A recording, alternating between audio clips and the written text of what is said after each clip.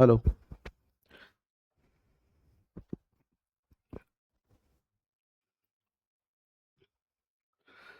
देखिए, वैदिक काल के अंतर्गत हम लोगों ने पहले पहले वेद को, चार वेद होते हैं, ऋग्वेद, सामवेद, यजुर्वेद, अथर्ववेद।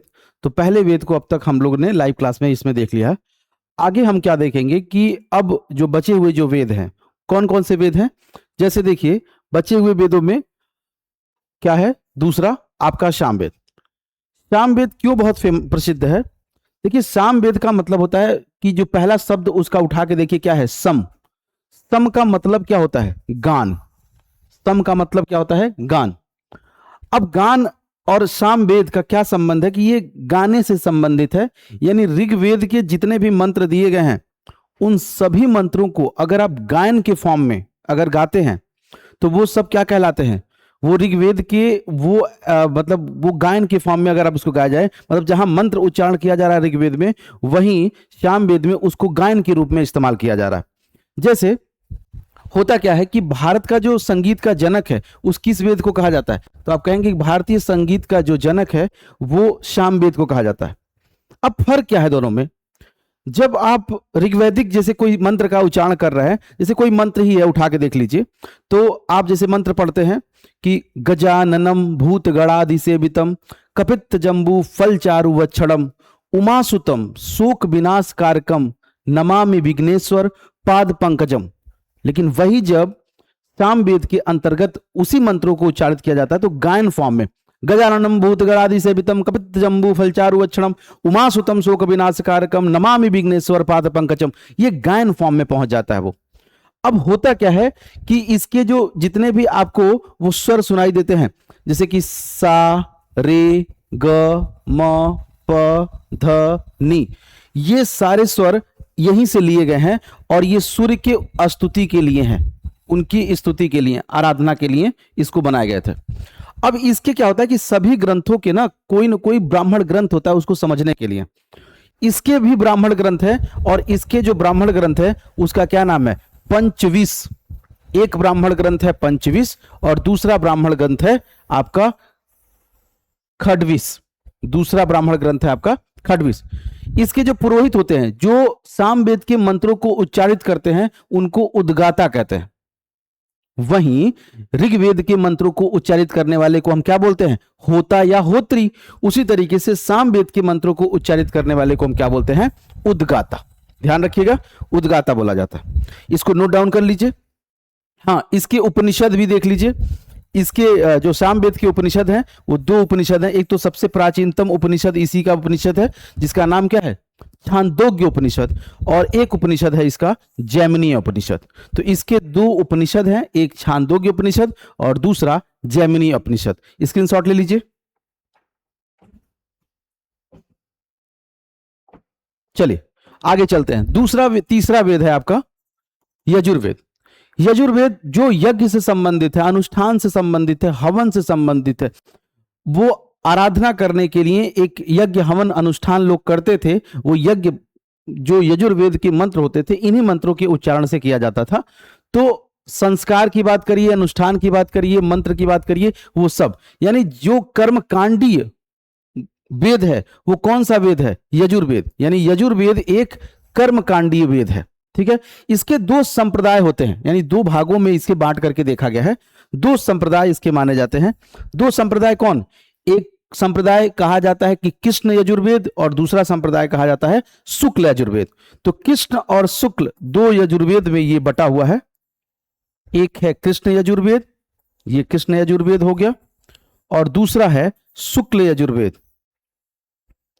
शुक्ल यजुर्वेद। अब दोनों में क्या खास बात है, एक लौता यजुर्वेद एक ऐसा वेद है जो आपको गद्य में भी मिलेगा प्लस ये पद्य में भी मिलेगा, यानी कविता के भी फॉर्म में और गायन के भी फॉर्म में ये आपको मिलता है। तो जो इसका शुक्ल यजुर्वेद है वो किस में लिखा गया है, पद्य में लिखा गया, और जो इसका कृष्ण यजुर्वेद है वो गद्य और पद्य दोनों में लिखा गया। तो कृष्ण यजुर्वेद कौन कौन से हैं, अगर देखा जाए इसके जो दो संप्रदाय उसके कौन कौन से कृष्ण यजुर्वेद कहे जाते हैं, तो आप कहेंगे कि तैत्तिरीय, काष्टक, कपिष्ठल और एक है मैत्रायणी। ये इसके कहे जाते हैं कृष्ण यजुर्वेद। किसके? यजुर्वेद के।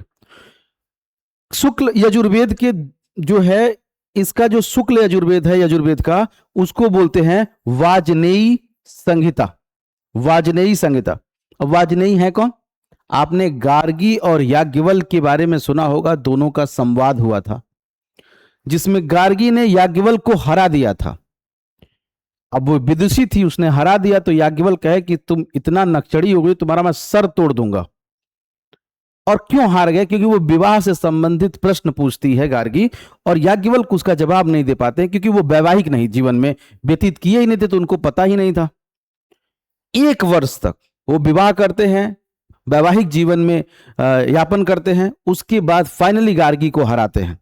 तो इससे क्या होता है कि वो कहीं ना कहीं उनका अहंकार पहले बार में झलक जाता है, लेकिन गार्गी को वो फिर बाद में आकर के संवाद करते हैं उससे। वही याज्ञवल्क्य के जो फादर हैं, पिता हैं, उनका नाम क्या है? वाजसनेयी। और याज्ञवल्क्य ने जब लिखा तो उन्होंने क्या किया, ये नाम अपने पिता के नाम पर दिया, यानी शुक्ल यजुर्वेद का जो एक संप्रदाय है वो क्या है आपका? वाजसनेयी संहिता। तो इस तरह से आपने देख लिया यजुर्वेद। अब यजुर्वेद क्या होता है कि यजुर्वेद के अंतर्गत हम ये देखते हैं कि इसको जो मंत्र का उच्चारण करता है, इसके जो मंत्रों का उच्चारण करता है उसको क्या बोलते हैं? हम एक साथ सारे को लिख दिए हैं, देख लीजिए। वेद के पुरोहित क्या कहलाते हैं? ऋग्वेद के आप कहेंगे होता या होत्री। सामवेद के पुरोहित क्या कहलाते हैं? उद्गाता। यजुर्वेद के क्या कहलाते हैं? अध्वर्यु। अध्वर्यु। और अथर्ववेद के पुरोहित को क्या बोलते हैं? ब्रह्म या ब्रह्मा। ठीक है, ये अध्वर्यु किसके कहलाते हैं? यजुर्वेद के। अथर्ववेद के कौन कहलाते हैं? ब्रह्म। तो इसके पुरोहित होते हैं पुरोहित अध्वर्यु। क्या है? अध्वर्यु। किसके पुरोहित? यजुर्वेद के पुरोहित होते हैं अध्वर्यु। स्क्रीनशॉट ले लीजिए सभी लोग। ठीक है, नेक्स्ट चलते हैं हम लोग। चौथा वेद है हमारा अथर्ववेद। ये सबसे अंतिम में लिखा गया वेद है। दरअसल चारों वेदों में सबसे प्राचीनतम पुराना वेद है ऋग्वेद, सामवेद, यजुर्वेद, उसके बाद क्या लिखा गया है? अथर्ववेद। दरअसल उत्तर वैदिक काल में ये तीनों वेद लिखे गए हैं ऋग्वेद को छोड़ करके, सामवेद, यजुर्वेद, अथर्ववेद। तो अथर्ववेद सबसे अंतिम में लिखा जाने वाला वेद है, जिसमें जादू, टोना, वशीकरण, ये जितने छल कपट सारी चीजें, तंत्र मंत्र, वो सारी चीजें किसमें हैं? वो है आपके अथर्ववेद में। यानी इसमें जादू टोना, औषधि, तंत्र मंत्र इत्यादि की चर्चा की गई है।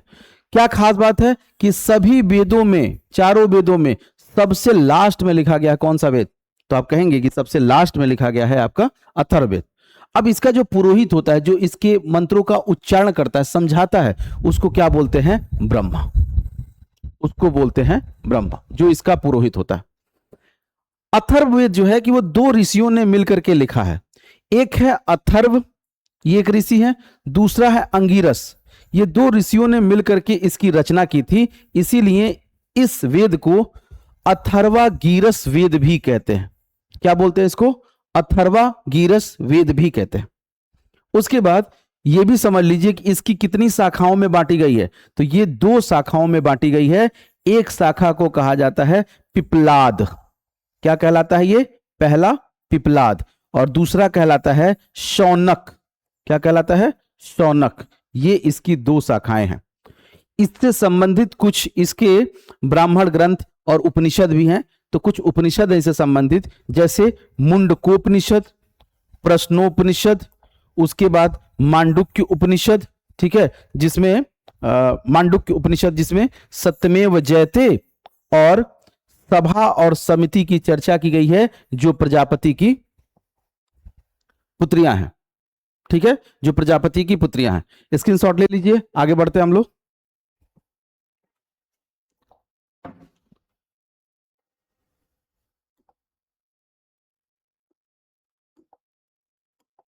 चलिए, अब हम लोग आते हैं, वेद हो गया चारों पढ़ लिए।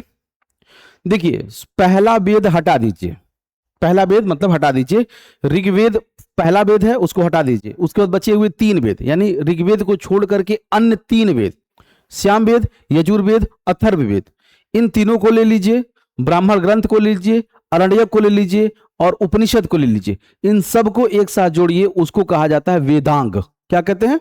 वेदांग। देखिए पहला वेद ऋग्वेद, इसको हटा दीजिए, हटा दीजिए ऋग्वेद को, 4 वेद होते हैं, पहला वेद हटा दीजिए ऋग्वेद को, उसके बाद बचे हुए कितने वेद हैं? सामवेद, यजुर्वेद, अथर्ववेद, इन तीनों को, इसको हम एक मान लेते हैं, इन तीनों को एक मान लेते हैं।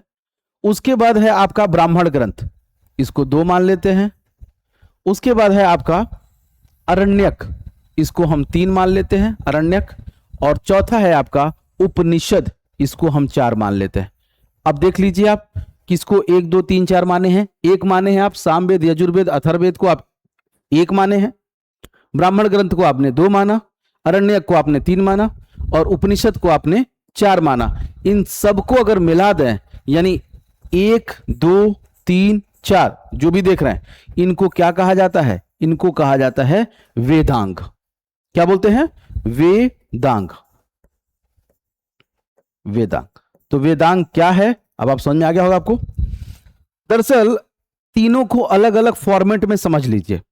ब्राह्मण ग्रंथ क्या है कि जिसमें दंत कथाएं हैं, उसको समझाया गया, हर एक वेद का अपना अपना समझने के लिए ब्राह्मण ग्रंथ बनाया गया था, दंत कथाएं लिखा हुआ था और वो कर्मकांड की व्याख्या करता था, वो ब्राह्मण ग्रंथ होता था। अब ब्राह्मण ग्रंथ बहुत सारे हैं, आगे आप पढ़ेंगे भी इसको। उसी तरीके से एक होता था अरण्यक। अरण्यक जो जंगलों में जाकर के मंत्रों को पढ़ा जाता था, वहीं लिखा भी जाता था, उसको बोलते थे अरण्यक। अब अरण्यक की संख्या कितनी है? ये वनों, अरण्य का मतलब होता है वन, जंगल, वनों, वन, इसका मतलब ही होता है वन। ठीक है, कितने हैं? तो अरण्यक है टोटल 7। कौन कौन से अरण्यक हैं? जैसे पहला अरण्यक है ऐतरेय अरण्यक, दूसरा सांख्यायन अरण्यक, तीसरा तैतरीय, चौथा मैत्रायणी, पांचवा मध्यान्दिन, छठवां आपका होता है तवलकार और 7वां कहलाता है जैमिनी। क्या कहलाता है? जैमिनी। इस तरह से ये 7 अरण्यक हैं आपके, और इन सबको कहां पढ़ा जाता था? वनों में पढ़ा जाता था, इसीलिए इनको अरण्य कहा गया है। क्या बोला गया? इन्हें अरण्य बोला गया। अरण्यक समझ में आ गया। उसके बाद आता है आपका उपनिषद। देखिए एक बात क्लियर कर लीजिए, चाहे वो अरण्यक हो चाहे वो उपनिषद हो, इन दोनों का सीधा मतलब है फिलॉसफी, दर्शन। ये दर्शन से संबंधित ग्रंथ है, ये दर्शन से संबंधित ग्रंथ है। और अरण्यक को आप देखें तो आपने समझा कि ये 7 है, जाहिर सी बात है 7 जंगलों में जाकर के वो लोग पढ़ा करते थे। उपनिषद आप देखेंगे तो उपनिषद का मतलब होता है क्या? उपनिषद मतलब समीप बैठना, पास बैठना। उपनिषद का मतलब होता है पास बैठना, समीप बैठना। किसके पास बैठना? जो ब्रह्म ज्ञान देता हो। ब्रह्म ज्ञान कौन देता है? गुरु देता है। तो जाहिर सी बात है गुरु के समीप बैठना। ऐसा नहीं लिखा हुआ है कि सीधे कि गुरु के पास बैठना उपनिषद का मतलब ना, लिखा हुआ है समीप बैठना। किसके समीप बैठना? जो ब्रह्म ज्ञान देता हो, ब्रह्म विद्या देता हो, जो ब्रह्म के बारे में समझाता हो, लोक परलोक समझाता हो, मोक्ष और मुक्ति के बारे में स्पष्ट कराता हो, उसके पास बैठना। ऐसे किसी के पास नहीं बैठना, उसके पास बैठना जो हमें ज्ञान देता हो, आवागमन के चक्र से मुक्ति के बारे में समझाता हो। तो इसका अर्थ क्या हो गया कि समीप बैठना। किसके पास? जो ब्रह्म विद्या देता हो। और ब्रह्म विद्या देता कौन है? जो गुरु होता है। जो भी ब्रह्म विद्या देगा वो आपका क्या बन जाएगा? गुरु बन जाएगा। इसीलिए गुरु जो ब्रह्म विद्या देता हो उसके समीप बैठना। इससे सटीक इसका जवाब कुछ नहीं है, ध्यान रखिएगा। अब उपनिषद कितने थे? उपनिषद जो मूल रूप से हैं उनकी संख्या है 108, लेकिन अभी वर्तमान में अगर आप देखेंगे तो ये कितने प्राप्त हुए हैं? तो ये प्राप्त हुए हैं टोटल 13 मिलते हैं। कौन कौन? केन उपनिषद, ईश, कंठ, मांडुक्य, तैतरीय, छांदोग्य, ऐतरेय, श्वेताश्वर, कौशितकी, मुंडकोपनिषद, प्रश्नोपनिषद, जाबालोपनिषद। जाबालोपनिषद यही वो उपनिषद है जिसमें व्यक्ति के जीवन की 4 अवस्थाओं के बारे में वर्णन किया गया है। वहीं छांदोग्य उपनिषद सबसे प्राचीनतम उपनिषद है। जाबालोपनिषद जिसमें 0 से लेके 25 साल का उम्र ब्रह्मचर्य है। उसके बाद आप देखेंगे 25 से 50 जो है कि आपका गृहस्थ आश्रम के अंतर्गत आता है। 50 से 75 तक आपको वानप्रस्थ आता है और 75 से 100 संन्यास्त के जीवन के बारे में बताता है। ये वही उपनिषद है जिसका नाम क्या है, जाबालोपनिषद। और फिर फाइनल होता है आपका बृहदारण्यक उपनिषद। 1 2 3 4 5 6 7 8 9 10 11 12 13, तो 13 प्राप्त है, 13 के नाम लिख दिए। चलिए सभी लोग स्क्रीनशॉट ले लीजिए इसका, आगे बढ़ते हैं। अब देखिए वेदांग के बारे में हम समझ गए। वेदांग क्या होता है, तो सामवेद, यजुर्वेद, अथर्ववेद, सामवेद, यजुर्वेद, अथर्ववेद और ब्राह्मण ग्रंथ, अरण्यक, उपनिषद, इन सबको मिला दीजिए, क्या कहलाएगा, वेदांग। क्लियर है, वेदांग कहलाता। वेदांग कितने प्रकार के होते हैं, तो वेदांग को समझने के लिए जो है रचना की गई है, मतलब ये वेद को समझने के लिए क्या रचना की गई है, वेदांग की रचना की गई है। कितने भाग में बटे होते हैं ये, तो 6 भाग में बटा होते हैं। सबके नाम मैंने लिख दिए हैं। पहला है शिक्षा, दूसरा है ज्योतिष, तीसरा है कल्प, चौथा है व्याकरण, पांचवा है निरुक्त और छठवां है छंद। आप लोग धीरे धीरे वीडियो को पॉज करके आराम से नोट्स बना लीजिएगा, ठीक है। अभी 10 बजे से क्लास लाइव है फिर से, तो इसलिए थोड़ा इसको कंप्लीट करा रहे हैं हम जल्दी से। तो कितने भागों में है ये रचना इसकी की गई है, 6। तो वेद को समझने के लिए क्या लिखे गए, वेदांग। क्लियर हो रहा है इसको, शिक्षा, ज्योतिष, कल्प, व्याकरण, निरुक्त, छंद। शिक्षा का मतलब क्या होता है, किसी शब्द का सही तरीके से उच्चारण करना, उसको तोड़ना, समझना, क्लियरिटी लाना उसमें। ज्योतिष का मतलब जो भाग्य फल निकलता है। आप जानते ही हैं, आपका जब जन्म होता है तो जाहिर सी बात है कि उस समय पृथ्वी और सूर्य की क्या स्थिति होती है, किस नक्षत्र में आप पैदा होते हैं, इससे आपके भाग्य फल को निकालना, किस नक्षत्र में है, किस राशि के अंतर्गत आते हैं, ये सब चीजें स्पष्ट रूप से क्लियर किया जा सकता है। और वो जब सूर्य का जब चक्कर लगाता है पृथ्वी, तो बीच में 12 बार ऐसा नक्षत्रों का यानी तारों का झुंड मिलता है और यही 12 महीने के रूप में कन्वर्ट हो जाते हैं। तो ये होता है भाग्यफल। कल्प का मतलब होता है कर्मकांड। व्याकरण का मतलब जानते ही हैं, शब्द की व्युत्पत्ति, कहां से उत्पन्न हुआ है शब्दों का, ये व्याकरण है। और निरुक्त का मतलब होता है भाषा का विज्ञान, भाषा में भी विज्ञान होता है उसको साइंटिफिक तरीके से समझने के लिए। और छंद का मतलब होता है किसी भी शब्द का सही रूप से शुद्ध उच्चारण और यज्ञ में सहायक रूप से काम करता हो, ठीक है। आगे बढ़ते हैं। हाँ, एक क्वेश्चन हम पूछे थे कि जो हमारा रामायण है, रामायण में कुल कितने कांड हैं, तो कांड है टोटल, आपसे अगर पूछा जाए 7। कौन कौन, बाल कांड, अयोध्या कांड, अरण्य कांड, किष्किंधा कांड, सुंदर कांड, युद्ध कांड और उत्तर कांड। 7 कांड है। स्क्रीनशॉट ले लीजिए, आगे बढ़ते हैं हम लोग। चलिए नेक्स्ट, अब हम लोग आ जाते हैं स्मृति ग्रंथ। स्मृति ग्रंथ कौन कौन से हैं, आपने वेद देख लिए चारों, ऋग्वेद, यजुर्वेद, सामवेद, अथर्ववेद। उसके बाद आपने अरण्यक देख लिया, उसके बाद आपने ब्राह्मण ग्रंथ देख लिया, उसके बाद उपनिषद देख लिया, फिर वेदांग देख लिए। उसके बाद आपका आता है स्मृतियां। स्मृतियां होती हैं, कुछ स्मृतियां ग्रंथ होते हैं जिसमें सबसे प्राचीनतम स्मृति ग्रंथ कौन सी है, मनु स्मृति, सबसे प्राचीन है ये, ठीक है। जिसको मेघातिथि, भरूची, भट्ट और कुल्लुल ने मिल करके लिखा है, अलग अलग लोगों ने, ठीक है। और ये मनु स्मृति के उसमें ग्रंथ में मंत्रों को डालना, चीजों को डालना, उसमें यह एक समझिए कि उस जमाने में जैसे कह सकते हैं कि नियम कानून से संबंधित एक पुस्तक है, ठीक है। उसके बाद दूसरी जो स्मृति है याज्ञवल्क्य स्मृति, तीसरी है आपकी नारद स्मृति, चौथी है बृहस्पति स्मृति और पांचवी है आपकी गौतम स्मृति। अब सब पर क्या है ना कि टीका लिखा गया है। अब टीका लिखने का मतलब है कि जैसे कि मनु स्मृति पर इन लोगों ने टीका लिखा है, मेघातिथि, भरूची, भट्ट और कुल्लुल ने। उसी तरीके से याज्ञवल्क्य जो है कि याज्ञवल्क्य स्मृति पर विज्ञानेश्वर ने एक टीका लिखा। उस टीका का क्या नाम है, मिताक्षरा। क्या नाम है, मिताक्षरा। तो मिताक्षरा नामक टीका किसने लिखा है, विज्ञानेश्वर।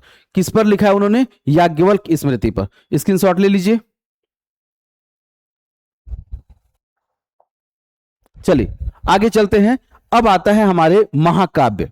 तो कौन कौन से महाकाव्य हैं जो हमारे लिए बहुत महत्वपूर्ण है? तो देखिए, दो महाकाव्य आपके बहुत जरूरी हैं। एक तो पहला रामायण और दूसरा है आपका महाभारत। अब देखिए, इसको समझते हैं। रामायण, रामायण ये आपका महाकाव्य है।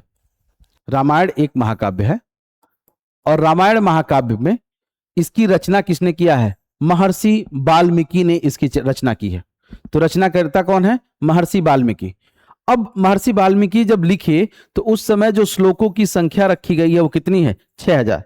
लेकिन कालांतर में श्लोकों की संख्या बदल दी गई है और फिर बाद में कितना हो गया? 12000 श्लोक हो गए, मतलब उसमें जोड़ दिए गए श्लोक। उसके बाद आज की स्थिति में आप देखेंगे तो इसकी संख्या कितनी हो गई है? 24000 श्लोक इसमें वर्तमान में हो चुके हैं। तो धीरे धीरे लोग समझदार होते रहते हैं, कई नई चीजें जोड़ते रहते हैं समाज को मार्गदर्शन करने के लिए। इस तरह से रामायण में टोटल 24000 श्लोक वर्तमान में जोड़ दिए गए। उसके बाद इसमें समझिए कि रामायण में कितने कालखंडों में बटा हुआ है? तो कांड कितने कांडों में बटा है? तो 7 कांडों में बटा हुआ है, 7 कांड। अब ये 7 कांड का मतलब क्या है? कांड का मतलब कुछ गलत नहीं होता है, कांड का मतलब बहुत अच्छा है कि 7 कांडों में ये बटने का मतलब कि जो उस समय के जो भी घटनाएं हुई हैं उनको कांड कहते हैं। जब राम जी छोटे थे, बालपन में थे, तो पहला कांड लिखा गया है, उसको क्या बोलते हैं? बाल कांड। ये पहला है, फर्स्ट। बड़े हुए होंगे, अयोध्या में खेले घूमे होंगे, इसीलिए अयोध्या को दर्शाया गया है उसमें। तो दूसरा है आपका अयोध्या कांड। उसके बाद शिक्षा लेने के लिए वो बाहर चले जाते हैं, उसको बोलते हैं अरण्य कांड, तीसरा हो गया। चौथा है किष्किंधा, जहां बाली सुग्रीव जब मिलते हैं, जब सीता जी का हरण हो जाता है तो बचाने के लिए मिलते हैं उन लोगों से, तो वह कहलाता है किष्किंधा कांड। और वहां पर उनका सबसे बड़ा सपोर्टर जो खड़े होते हैं वो कौन? हनुमान जी। और हनुमान जी से संबंधित जो कांड इसमें लिखा गया है पांचवा, वो है सुंदर कांड। उसके बाद क्या होता है? लंका कांड, यानी लंका पे चढ़ाई होती है, युद्ध होता है, इसीलिए छठवां है आपका युद्ध कांड। और फिर फाइनली ये लोग सब जीत उत करके अयोध्या चले आते हैं और रामायण का ये जो द एंड हो जाना चाहिए, उसके बाद की जो कहानियां हैं वो कहलाता है आपका, जिसमें लव कुश सब चीजें दिखाई जाती हैं, उत्तरकांड। स्क्रीनशॉट ले लीजिए, आगे बढ़ते हैं हम लोग। उत्तरकांड। तो इस तरह से टोटल कांडों की संख्या हो जाती है 7। तो कौन कौन से कांड हैं? तो आप लोग समझ गए होंगे कि टोटल कांड कौन कौन से हैं। बाल कांड, अयोध्या कांड, अरण्य कांड, किष्किंधा कांड, सुंदर कांड, युद्ध कांड और आपका उत्तर कांड। अब हम आते हैं टोटल हमारे संस्कार कितने हैं। संस्कार टॉपिक हेडिंग डाल लीजिए। हमारे जो संस्कार हैं उन टोटल संस्कारों की संख्या है, जो उत्तर वैदिक काल में बहुत प्रचलित थे, उसकी संख्या है टोटल 16। तो 16 टाइप के संस्कार होते थे उत्तर वैदिक काल में और 8 प्रकार का विवाह होता था। तो संस्कार और विवाह मैं नोट करवा दे रहा हूं। आज की क्लास को यहीं एंड करते हैं हम लोग। तो देखिए, पहला है आपका गर्भाधान। गर्भाधान, जब पहली बार गर्भाधान होता है, जब कोई भी स्त्री जो है गर्भ धारण करती है तो उसको पहला संस्कार कहा जाता है गर्भाधान। दूसरा है पुंसवन, कुछ महीनों के बाद होता है पुंसवन। उसके बाद होता है सीमांतोनयन। सीमांतोनयन, ठीक है, 4-6 महीने बाद। फिर होता है जातक्रम। जातक्रम। उसके बाद होता है नामकरण। जातक्रम होता है, जाहिर सी बात है कि बच्चे को नहलाया धुलाया जाता है। नामकरण होता है जब उसका नाम रखा जाता है। निष्क्रमण, जब पहली बार उसको घर से बाहर ले जाया जाता है, मामा के हाथ पापा के हाथ में ला करके दे दिया जाता है गोद में। उसके बाद 5-6 महीने बाद जब बच्चा अन्न खाने लायक होता है उसको अन्न प्राशन कराया जाता है, कुछ हल्की फुल्की चीजें खिलाई जाती हैं। उसके बाद होता है चूड़ा कर्म। पहली बार नहीं कहते हैं 3 साल 5 साल पर 7 साल पर बच्चे का पहली बार मुंडन होगा, बाल उतारा जाता है, उसको बोलते हैं चूड़ा कर्म। उसके बाद होता है कर्ण भेदन। जब वो 7-8 साल 9 साल का हो जाता था, लड़की लड़का, तो आप देखेंगे तो कान छेदा जाता था।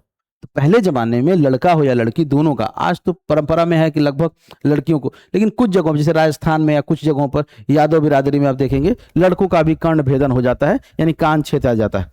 उसके बाद क्या होता था? विद्या आरंभ। विद्या आरंभ का मतलब जो उसकी माता उसके पिता घर का जो प्लेवे वाला समझिए शिक्षा है, ABCD क ख ग घ, समझ रहे, अक्षर का ज्ञान, समझ बूझ, उठना बैठना, पहला जो शिक्षा दिया जाता है उसको विद्या आरंभ शुरू किया जाता है। अभी बच्चा फाइनली पढ़ने नहीं जा रहा है, विद्या को आरंभ करना है। मतलब वो एक तरह से उसके टच में आ जाता है। उसके बाद होता है उपनयन।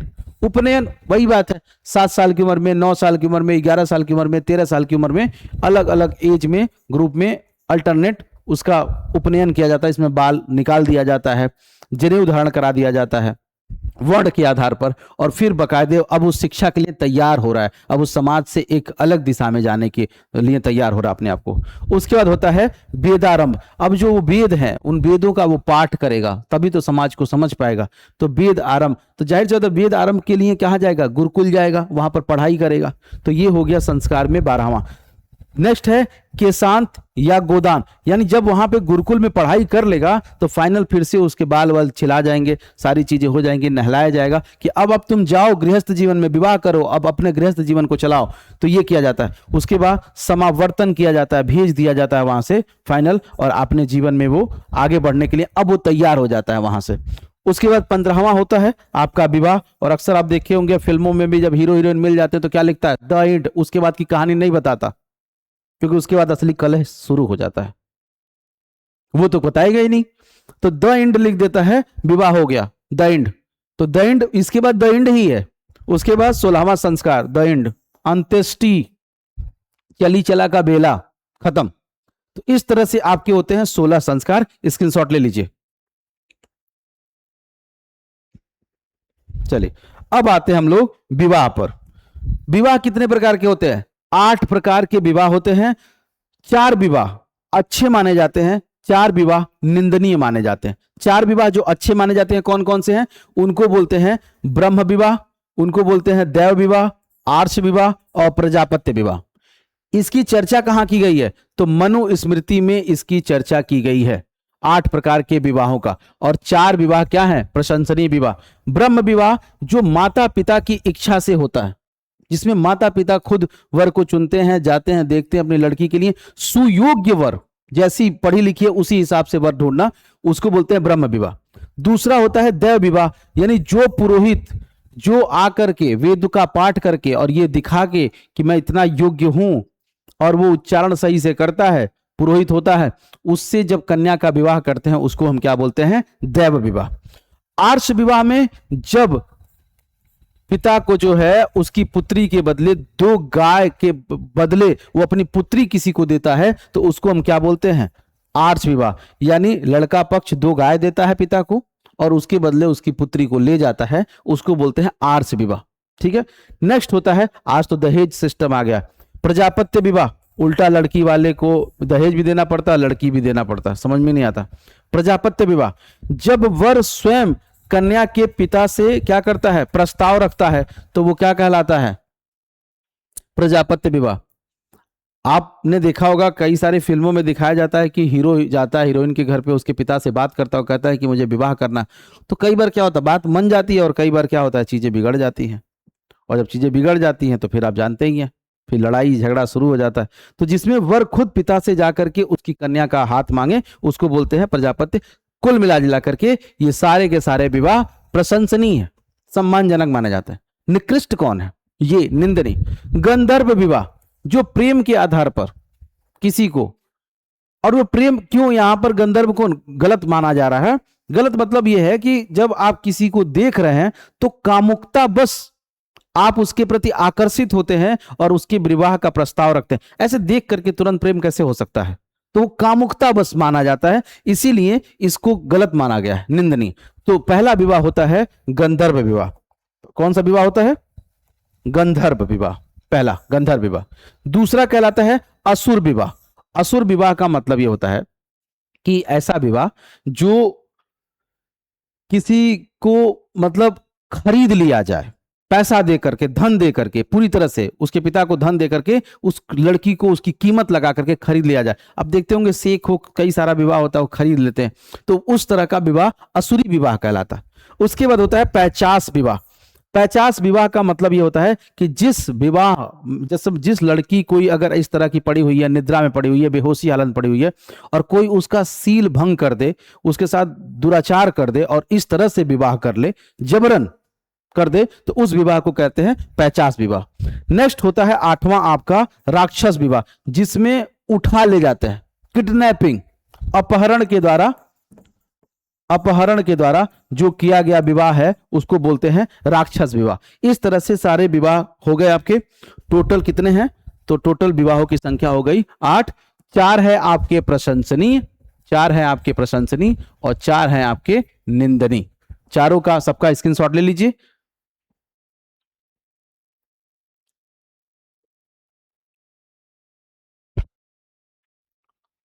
चलिए, तो ये हो गया आपका वैदिक काल का ये 5वां लेक्चर है। 6वां लेक्चर 10 बजे से लाइव रहेगा। ठीक है, धन्यवाद।